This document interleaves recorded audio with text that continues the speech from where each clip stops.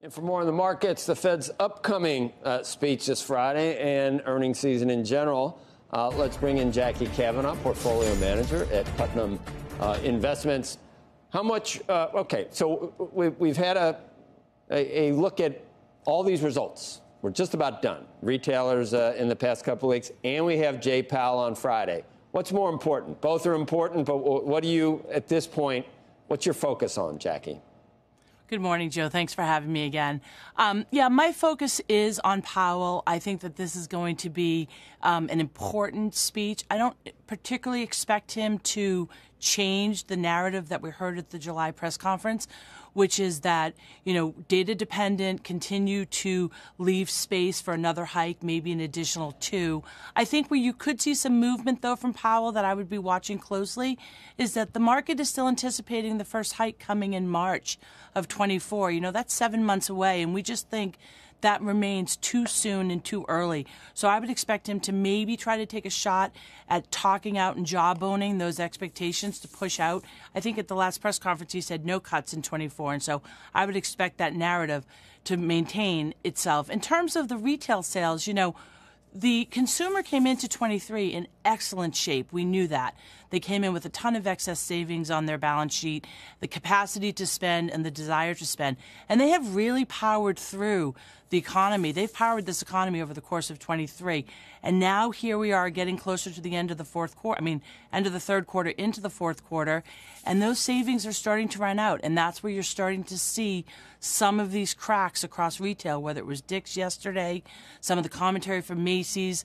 I heard you guys talking about Foot Locker this morning. And so you're starting to see those savings running out and the consumers under more pressure. You're starting to see more consumers opting to pay for essentials and staples with credit cards. And so we're not totally surprised by what we're starting to see in the consumer space.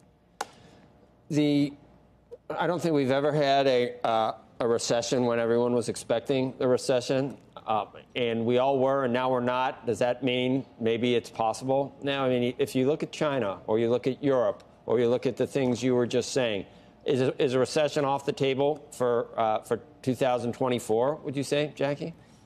So we would say it is not off the table for 24. The narrative has clearly shifted to this elusive soft landing.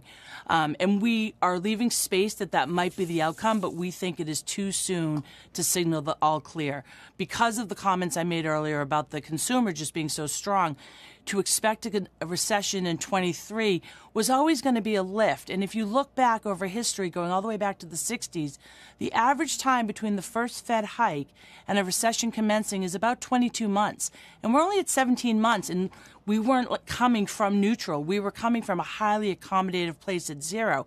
So to expect it to be sooner than that average, we think was unrealistic. So we're sort of in the, second quarter, third quarter of 24 is when we might start to see recessionary signals. Now, is it a recession? Is it a slowdown? What side of soft landing do we land on? I think is still TBD, but we do think it's too soon to signal the all clear. The only thing, Joe, I would say for your viewers is the economy may slow down, but that doesn't necessarily mean it has to be a disaster for the market. People have gotten very excited because we're 18% off of the October highs. But if you pull out the aperture a little bit, from point to point, we haven't moved in 2 years. I mean, the S&P was at these levels in August of 21. And yet, if you look at earnings of 24 over 21, they're up 18%. So valuations aren't super stretched. So you could have a slowdown in the economy that would obviously hit sentiment, which we would have to think about. But broadly speaking, we are not thinking that the market's in a really stretched position. So equities can still be invested in, and you just have to pick your stocks. Here at Putnam, we really focus on individual stock picking, and that's what we would advise people to stick to their knitting and pick stocks that can perform no matter what side of soft landing we land on.